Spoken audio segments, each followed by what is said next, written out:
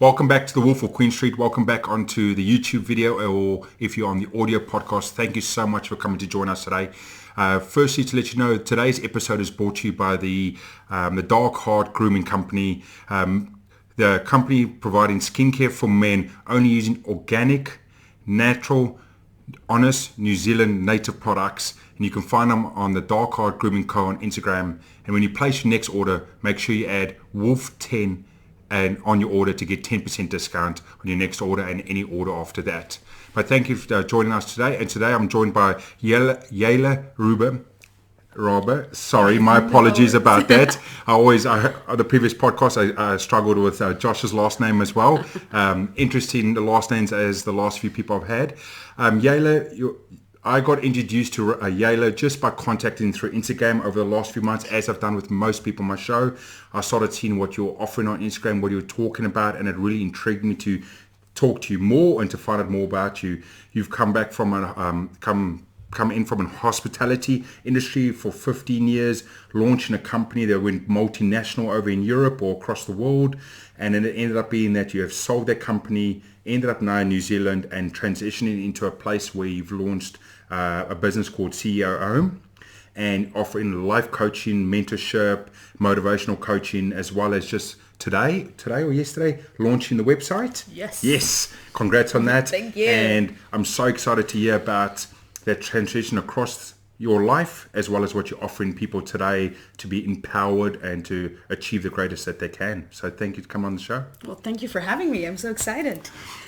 Yes. Well, I'm originally from Amsterdam, from the Netherlands, and I moved to New Zealand about 3 years ago. And you're right. I recently launched a new business called the C.E.OHM. And that business is kind of a reflection of my own personal journey, where in Amsterdam about, I want to say 10 years ago, I started with the launch of a marketing and PR agency, a storytelling agency specialized in the hospitality, meaning we represented exclusively hospitality brands, restaurants, bars, food, basically anyone who fed me or got me drunk. That's who we worked for. And it was a great adventure because that business wasn't founded on a carefully laid out plan or strategy. It was actually born out of a need. I was working before that in the hospitality industry as just to let the listeners know, if you read on Yaela's story about starting on the kitchen table 10 or 15 years ago, the kitchen table is the table we're actually sitting at right now. That's been shipped from Europe to New Zealand, and it's quite surreal actually thinking about it when someone, since they launched their business, look at all the big companies out in the world over 20 or 30 years, they launched in their garage, they launched it out in their workshop. We can say we're sitting at the table that was launched, that business 10 years ago. Yeah, that's correct. And it's come full circle. And I realize now, as I'm sitting back at this very table, granted 18,000 kilometers away, and starting up a new company and being back in those early stages of a launch, it brings me back to those early days. Although at that time I had one baby in a stroller and pushing the stroller with my foot whilst typing emails.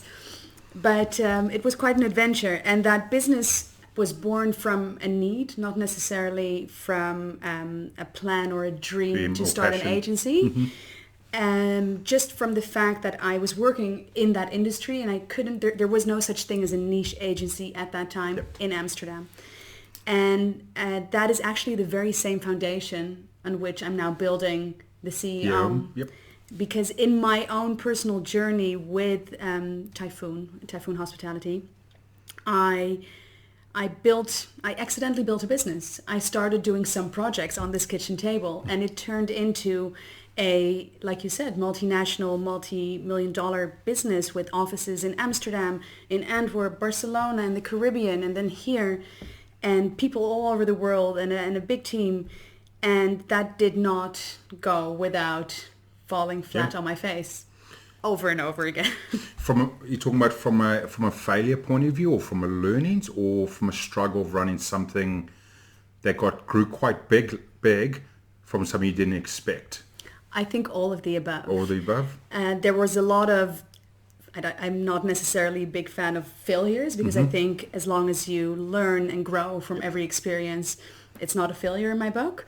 But there were definitely lots of mistakes and moments where I realized, that's clearly not the way to do it. I read somewhere the other day that they're not mistakes, they're mistakes. They're the mistakes you must take to grow. And that's really nice. I really like that. Yeah, that really resonated with me. So from that perspective, yes. So there was a lot of learnings. And especially what triggered me is that once I started talking about these situations happening, I heard from all these entrepreneurs around me, oh yeah, such a common mistake. Yep. Oh, happened to me too. Oh, I know 5 people that also nearly went bankrupt. But it's not spoken about.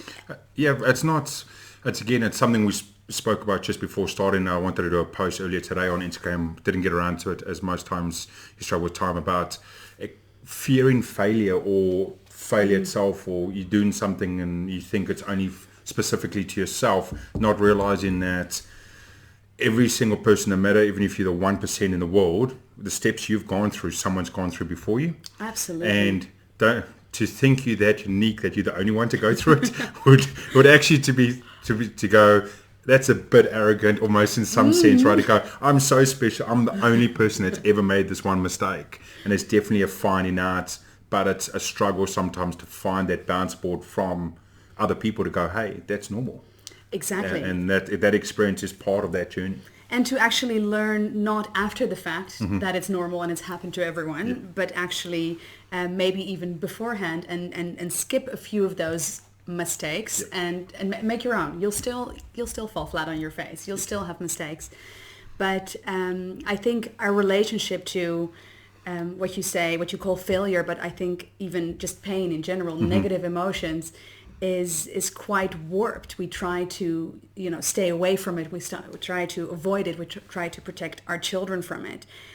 Yet we all know that anything that we actually want as characteristics or want to learn or want to grow into, whether it's resilience or kindness or compassion or business growth, the actual revenue or strategies or scaling, lies on the other end of that failure or of that mistake or of that pain. You need to have that a little bit of that friction and just falling face first in the mud. Falling forward is is the same way as no matter what you're doing or what you're achieving, is always to go forward in the situation. So if I stumble or if I do it, don't ever think that I'm falling backwards, because by falling forward, you're learning from it, you evolving from it to a better version. As I said earlier, we spoke about it, and the famous one is Thomas Edison, that failed 1,000 times, or he learned 1,000 times how not to make the light bulb, because it was just after the 1,000th time that the light bulb was made. Mental thought of making sure it's forward, evolving, taking what you've learned and then doing something different, because they say the people, when you do the same thing over and over and expecting a different result, it's the first sign of, being a bit crazy, or, yes, absolutely. And we unfortunately get to the stage in the real world right now where people keep on, I'm doing this on social media and business or in life, going, oh, I want to improve, let's say health, for example. I'm going to go for a run. I'm running 10Ks. I'm running 10Ks. Not me. I'm too, I like 10Ks. I'm too of a large of a mammal to run 10Ks. So I do 10Ks and do 10Ks and do 10Ks. And then you go, oh, but I'm not losing weight, for example, or something else. My body's not feeling well. But it's because you're doing the same thing, expecting different results. But it's taking it back and then going, okay, let's push it to somewhere where I'm not expecting it. Let me go do a gym session, or let me go do something else specifically for the health, and see that I might not succeed there, but it might give me the result that I wanted. And I think it's mixing things up, and it's trying different things, and it's also consciously choosing to take the learnings and to take the gifts.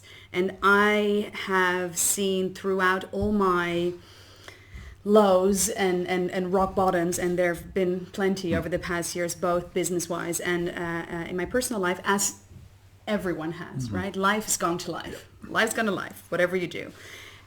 But having to go through these experiences and then not taking away all the learnings and gold and gifts that are actually in there, means you've gone through it for nothing. Yep. Then it just sucked. And I think a big part of what I do is I say that I take people from sucks-ess, from like it sucks, to success. And you got the good one-liners, I must say. You got the good one-liners. I'm a marketing girl, what can I say? I'm like, me and the puns. But that's true, because otherwise it just sucks. It's just something shitty that happens. But if you can consciously choose to look for those gems and to look for those learnings and take them on board, all of a sudden it's fuel that will propel you forward. So taking it a little bit back is obviously we spoke about the marketing agency, the hospitality industry you're running. That as you've moved away from that, you've sold that business, and now you're obviously full-time into C.E.OHM, offering the services what you go big or go home. Yes. Right? Or actually go big and go home. Sorry, go big and go home. My apologies around that one. And fundamentally, there's dedicated products you're offering for one-on-one as well as in the group, sort of a mastermind programs around that. Take us through the go big and go home offerings that you providing out to the market, and what you believe makes the strengths of it. Because I remember I was reading it on the website today, and the quote won't be right from your words or it's on there, but it's pretty much is you're saying allow people to want to be successful, but not forgetting they have a life. Exactly. Right? And I know you would have the right wording on that, but it's pretty much going, don't feel judged that I want to be successful and I want to make money and I want to be the top. But fundamentally be achieving that, don't forget that you have a life and you have a family, and you've got to fit those two into a model. Because I know from yourself, that's where you got found wanting at a stage through your hospitality business, that you chase the success, chase the money, for example, and then you found yourself wanting in life. Right. That's absolutely correct. And I think so many of us find ourselves kind of torn between those two things, because they are projected, they are being kind of fed to us as being mutually exclusive. Yep. We even talk about things like work-life balance, which to me makes zero sense, because it's just your life, and work and being of service and creating something is an essential part of that. But it's not outside of your life. That's it. You have the one life. Let's make something of it. So go big and go home for me represents those two sides of the spectrum, and that together make for a sense of fulfillment and happiness and a life that is really successful. Because the definition of success as we as a society kind of have boxed it in and have defined it is very fragmented. It's very broken. Because correct. Totally agree with that. When we talk about someone who's very successful, like you mentioned before, we immediately go to their finances, their career, status, power, maybe influence, but it really leans towards that. It's all towards money and work and it's everything that's driven from modern status symbol in the sense of success, right? So there's no one would ever say someone is successful if a guy's happy and he's got a happy family and he's sitting at home and he's doing a basic job. Fundamentally, we don't see it as that as a success, and that's a bit of a challenge and a problem in modern times we have today of everything's pushing one way, and we've got to make sure like what you're trying to achieve is achieve equilibrium between both and having a across the board level of success and happiness as well. And I love that word, equilibrium, because I struggle with balance, because I think it's not a thing. The minute you find balance, it's gone again. It's like a constant juggling act, and it's like a circus show. And that's exactly it. And because we are kind of geared towards that one side, that one definition of success, we automatically chase that, or a lot of people do, because we feel that pressure, either whether it's internal or coming from society, we feel this pressure to be successful. And what you see is a very skewed spectrum where the people that actually manage to do that, the rates of mental health issues and anxiety and depression and even suicide amongst entrepreneurs and founders and business owners is surging. It is scary to see that. And that is simply because we are molded to chasing this one thing that does not I don't care how ambitious you are. I don't care how much you like your work, does not provide that sense of fulfillment. Yep, correct. So a lot of people get to that point where they believe they're supposed to be. Yeah, they have it all. Yep. It's like the famous old saying, beware what you wish for. You may just get it. You may just get it, but also once you get it, it might not be what you actually wanted. Exactly. So, right? So everyone's chasing, and I have an understanding of that's what I want, that's what I want, that's what I want. And they've got such a big vision on that one target. They miss everything towards that target. And once they get that target, they don't understand what to do next. Exactly. Or how to evolve from that space as well. And that's definitely, from what you're saying at the moment, is the challenge we see in the open space. And it's something that I lived through. And it is not just about shifting or actually shattering that current paradigm around success. It is then about defining and designing your own version of that. Yep. Because your success... Per individual, correct. Exactly. Your success is very different from mine than it is from the next guy. Correct. And finally, which is essential in this, is having the balls, because it is scary, to actually align your actions to that model you've created. And that's scary because, like you said, the external validation, the applause, dies down when you start placing equal importance on your health, your relationships, your family. And so you can have this full picture of like, what does success look like for me when I look at my relationships, when I look at my physical health, when I look at my mental health, all of these things. And with that, your whole vocabulary changes. Because take productivity, for example. Before I started creating this success blueprint, which is what I kind of use as the foundation for my work, whenever I would spend the evening on the phone with a friend or family, I'd feel guilty. Yep. And yes, that's, I think, also a female thing. And it's also an entrepreneurial thing where you're like, you're always on. Yep. You're always on. You should be working. Something, right? You should be doing. What have you done? Yep. Like Beyonce's already made, I don't know how many millions before 10 a.m. What have you done? And so there was always, even when I did prioritize the other aspects of me that are not more important, they're just also important. Yep. There was always this guilt and this feeling of I should. And when you define productivity or when you define success for yourself as in like deepening and strengthening your personal relationship, and you have these calls, or you go for that run or that walk on the beach, or even you take a nap, whatever it is, that if you are working towards your version of success, that all of a sudden is a very productive way to spend your because you're achieving targets, right? Exactly. If you have an understanding of achieving targets, and mentally it's a win, right?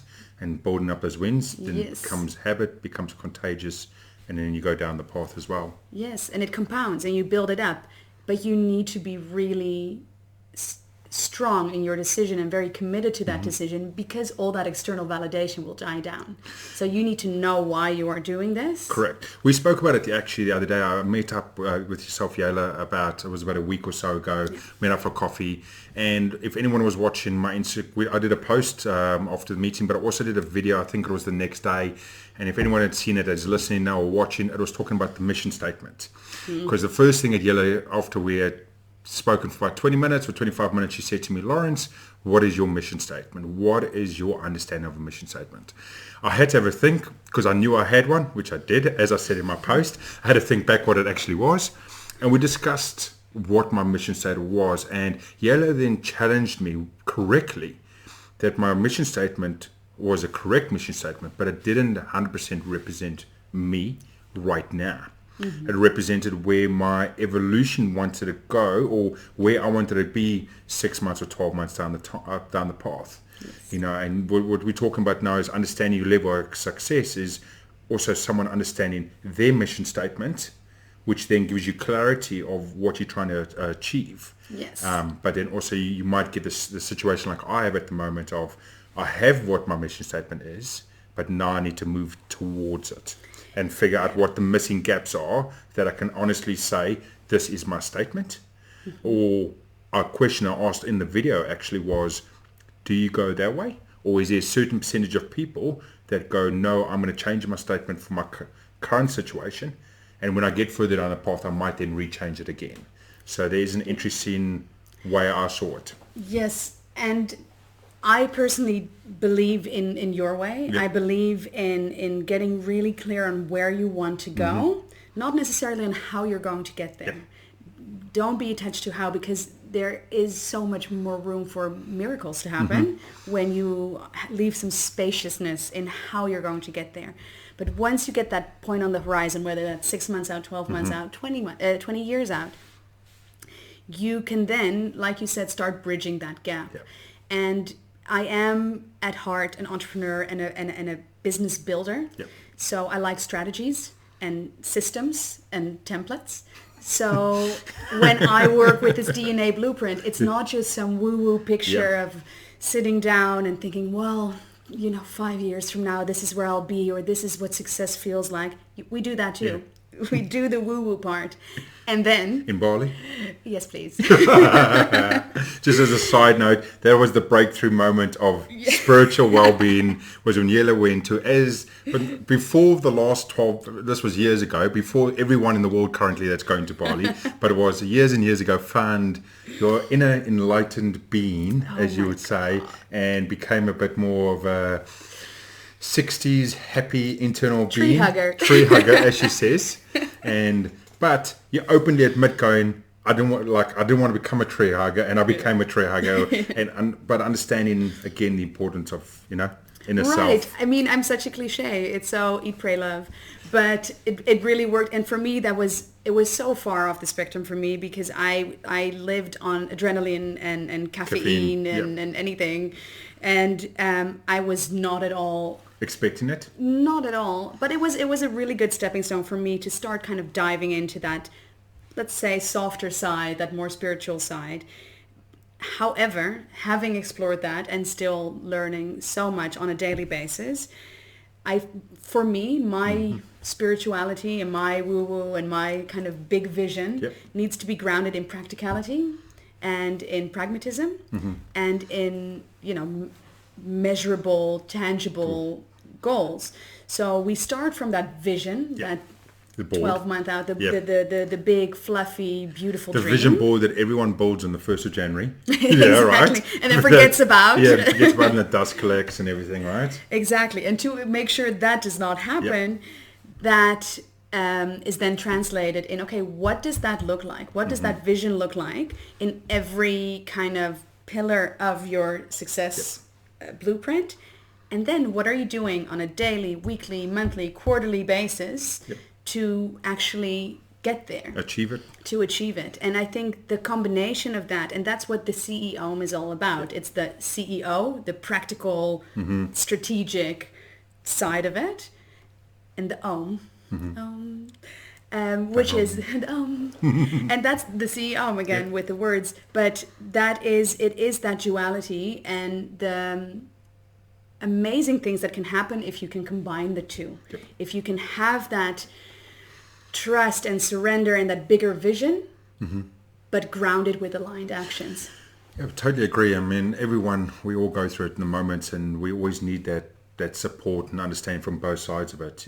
We just you can't survive on one side of a spectrum.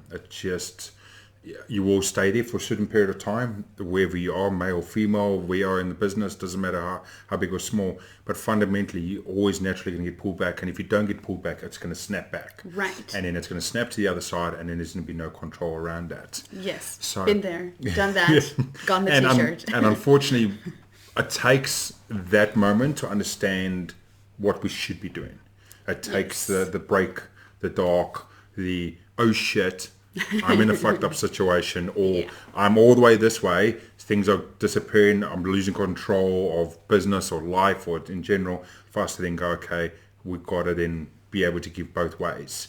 True. And I hope and believe that it doesn't have to be that extreme for everyone, which is why I created these programs. Totally. I 150% agree with that. And it's a lot of things that I talk to people at the moment as well, is in the sense that I've obviously had my moment. I've had my whole stuff through this year, which I haven't spoken too much about, but I'm trying to tell people, you don't need that light bulb moment.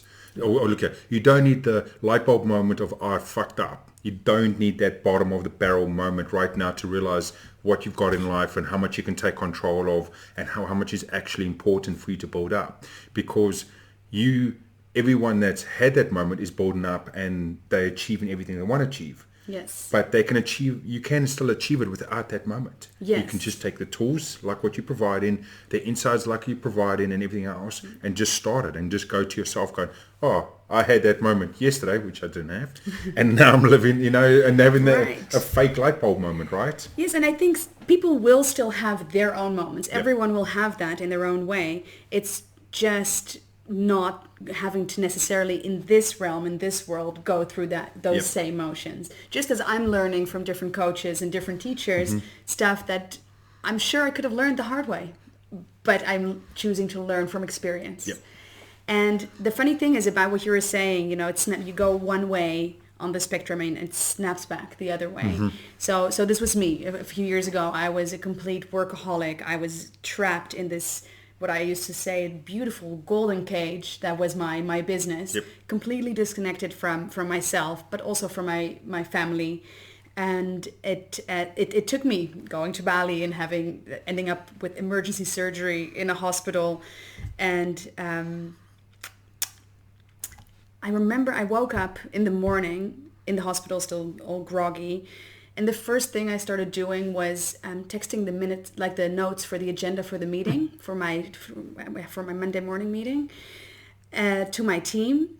And I'm sorry I'm not going to be in, but these are the notes. And then I went home. I think I was released the next day. And I had to go in and I had to go fire someone. And it was terrible. I was like, I can't believe I was a terrible person.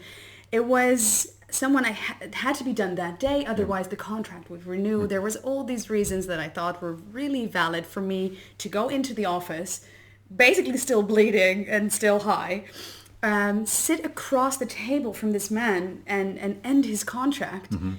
And I had this kind of out-of-body experience where I looked down at the absurdity and how ridiculous that situation was. And I think that was the first moment where I'm like, maybe I need to change a thing or two. Just a tiny thing or two. But we look at that one spectrum. We talk about that, right? How we chase this success and we build these businesses and we are what I call unapologetically ambitious. And in the pursuit of that, many people, like myself, lose sight of the uncompromising quality of life, the go home side. But the same pendulum swings the other way as well. So the people I work with are either in that box, the Yaelas 5 years ago that are, they've got it all. They've made it. They've done it. They've chased the dream. They're there. And now they're like, there's something wrong, something missing, something not right. I just don't know how to break free or how to integrate that in a tangible and grounded way, because these are often also not the people that are going to, sit hours in meditation and hug trees. But the other end of the spectrum is just as valid. It is the people that are already in the go home side of it. So they have this grand vision. They know what they want. They know what they want to create, or they're already doing it, but are struggling to go big. They're struggling to monetize. They're struggling to scale in a way that is sustainable. They are struggling to actually bring a vision to life and turn it into an actual business. Instead, what I see a lot, and a lot of people I work with are, what is called solopreneurs. They're by themselves, and basically they're their own worst paid employee. Correct. They are stuck in a hamster wheel. Started because they had this dream and something they were good at and something they loved doing, realizing now that 95% of their time is spent doing anything but what they actually want and what actually lights them up, and unable to break through that first barrier. And that's also where a lot of starting businesses fail. So that's the go big side. Do you also see it from your customers or the people you're helping as well? And I think it's something I see commonly with people I talk about at the moment, is the unwillingness of, if they're a solo entrepreneur, as you said, or solo entrepreneur, is the willingness to actually not give away and not show all the secrets, but they always hold back and going, okay, I want to do everything, because if I go and get help or I outsource some of my portion of my work of what I'm trying to launch, I might be giving away some of my brand, or I might be giving away what I'm trying to develop or what I'm trying to put out in the market. Someone might get a sniff of it and launch their own product to compete or their own business. Do you see that in some places?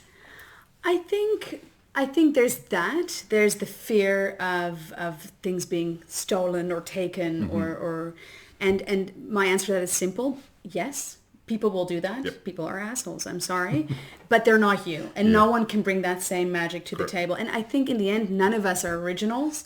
What I'm teaching, what I'm supporting people with, is not something that no one else in the world is doing. I just do it in my way, and that either resonates with you or it doesn't, and that's what it's about. So that is the same advice as I give them. What I do see, though, is that often they are in a kind of space of lack because they are, just kind of spread so thin that, and it's actually the thing that I also learned the hard way. It's cliche, but it's cliche for a reason. You have to spend money to make money. Yes. And they often feel resistance and hesitance and scared. Often money is a funny thing, to actually spend money and invest it in that help, in that support, in those experts. But in the end, they're not paying themselves, and they're working sometimes 18, 20-hour days. Correct. And not realizing their greatest resource, their greatest value, much more valuable than money, is their time and their energy. And they're just leaking that out left, right, and center in order to kind of keep that money in. And I mean, we saw each other at an event that talked a lot about investing in yourself and investing in your business. And it was a very scary thing for me to hire my first employee, like not as a freelancer, but my first employee on a contract. Whew. My God, that felt so scary. I think by the time I sold, I had 35 full-timers on the payroll. And still, I would look at my monthlies and I'm like, oh, my gosh. It is a scary fact. I've spoken to someone a few years ago in the real estate industry, all things. Obviously, in Auckland, New Zealand, a few years ago, it was quite crazy.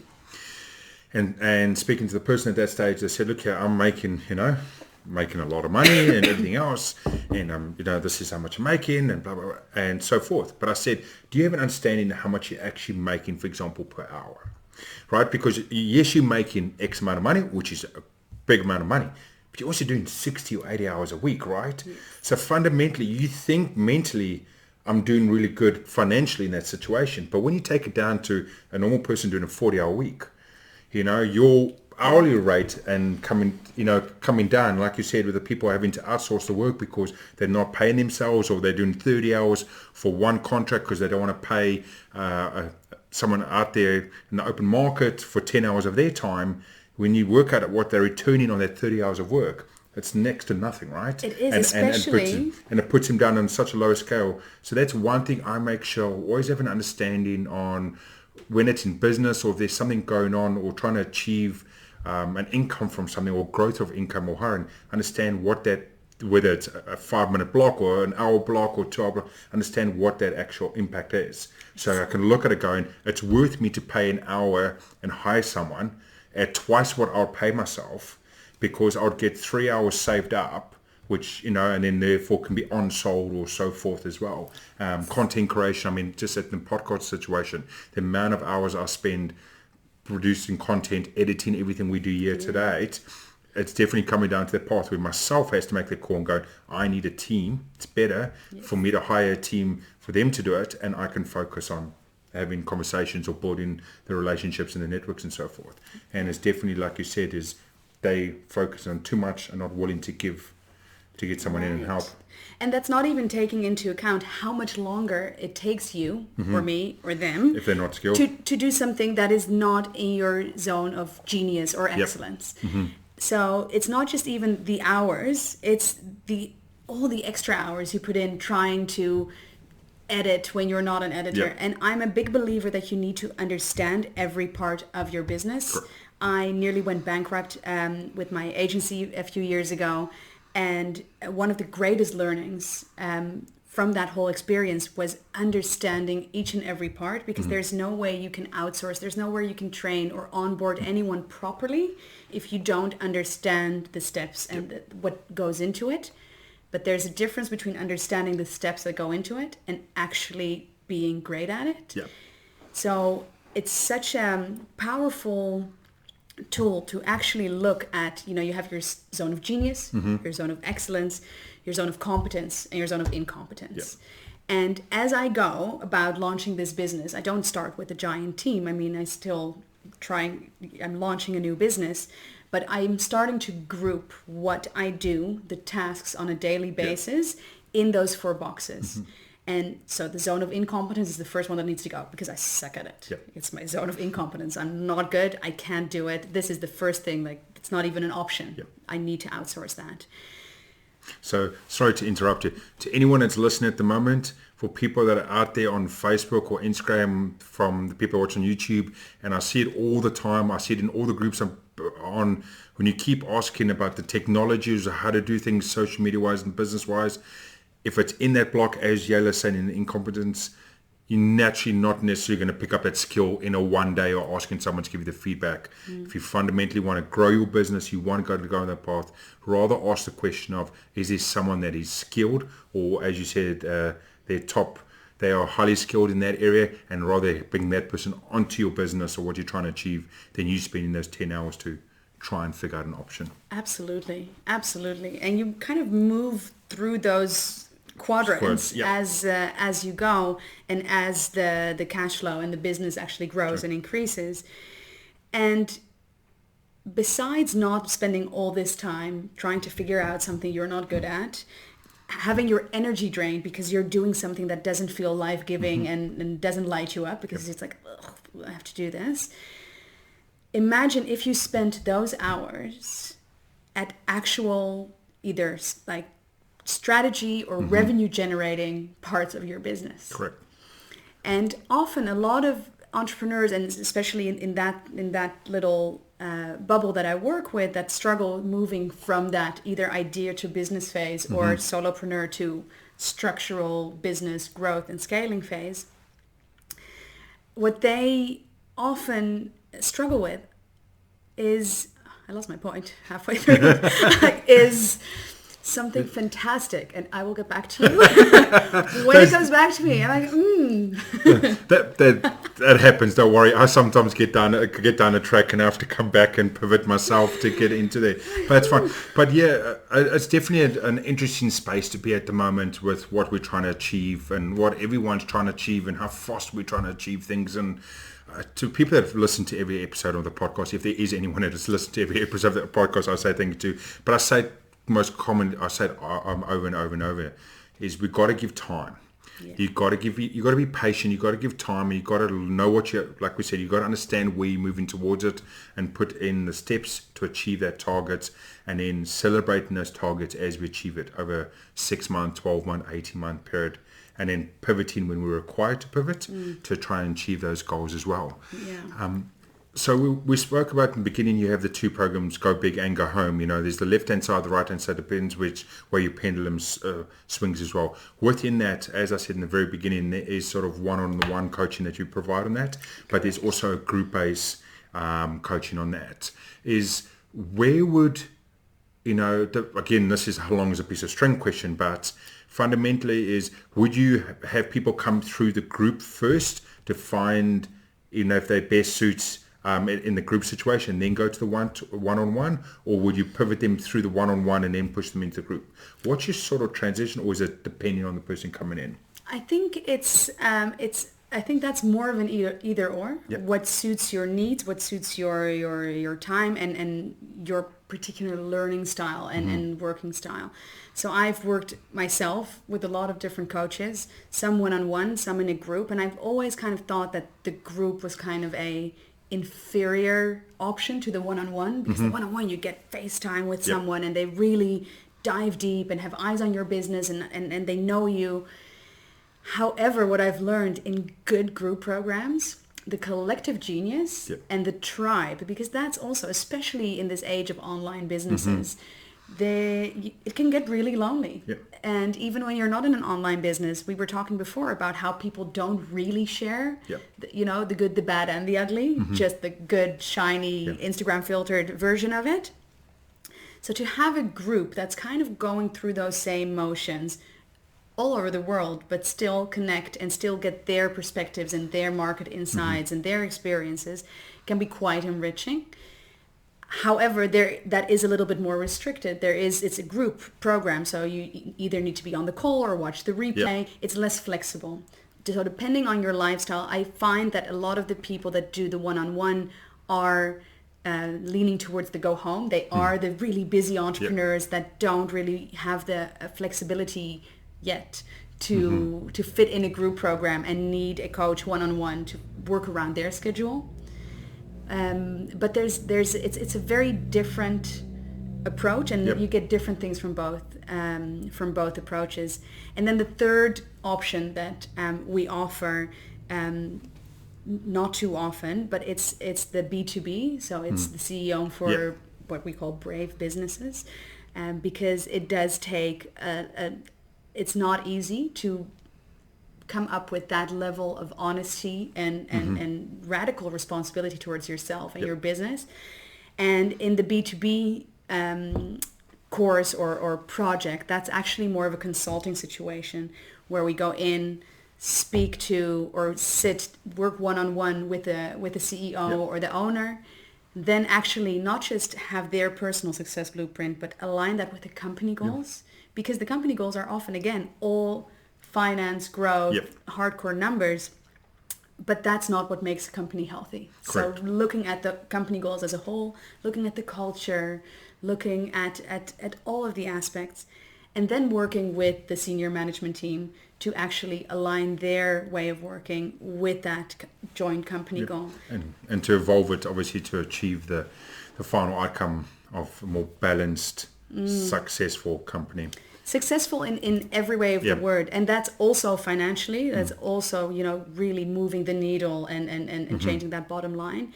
And I've experienced that myself as I started my own, let's say, personal development journey and changing my values and changing where I place my importance. I started feeling more and more disconnected from my business and from my team, not because they were a bad team, they're amazing, but because I was changing, but I wasn't changing my company and my and the people around it along with it. And it can become very lonely, and you can feel very disconnected and look at your team and think, do they even care? Are they even here on the same page?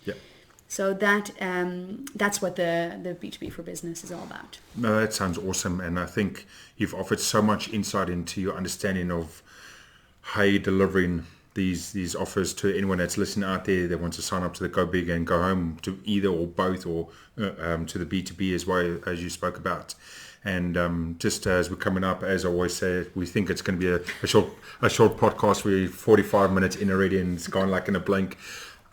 Before we end it off today, what do you want to leave our listeners with today? What's sort of putting you on the spot, 1 point or 2 points of something for them to think about over the next couple of days or the next couple of weeks that you want to leave them with or challenge them with? I think what's really alive for me right now and most days, to be honest, is that it's time to really let go of that idea that it's either or. You're either successful in business or you have a great personal life. We do really, I believe that from the bottom of my heart, get to have it all. We get to be unapologetically ambitious and also uncompromising in our quality of life. That was the statement I was waiting for earlier. That's it. There's the statement. And I believe we get to have that all and not have a work-life balance, but just create an amazing life in which work has a really important and powerful role.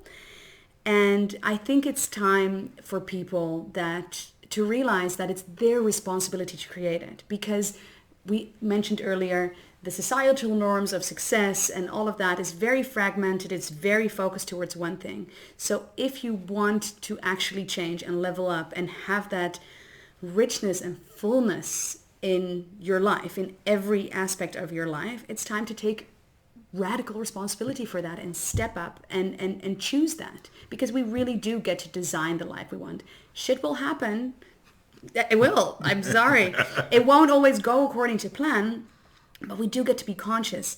And a really short side note, but I ran a poll on my Instagram the other day, and it's about writing down goals, where I write goals down for my business and for my personal development. And I asked how many of you write your personal goals down as well, and how many just for business. And it was so interesting to see that the majority only writes their business goals down, which shows it's a perfect reflection of the way we look at work and life and success. And I think it's such a powerful choice we have to choose to actually build the life all around that we want. So if you're going to do anything for yourself, doesn't matter, with me, or just choose to consciously create and design that life that you want, and not just on your work side and forget all about your personal side, or be really strong there and then kind of villainize the money and the career, because that's just kind of something scary out there. You get to have it all.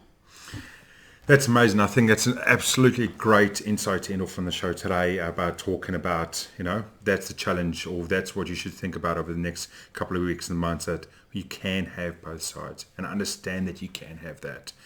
If you need to understand more about that, obviously, Yaela is the person to come to and just talk that through. Before we end off, as it was always, please tell our listeners or our viewers at the moment, where can they get hold of you? Where can they contact you? Best platforms to send you through messages or anything like that?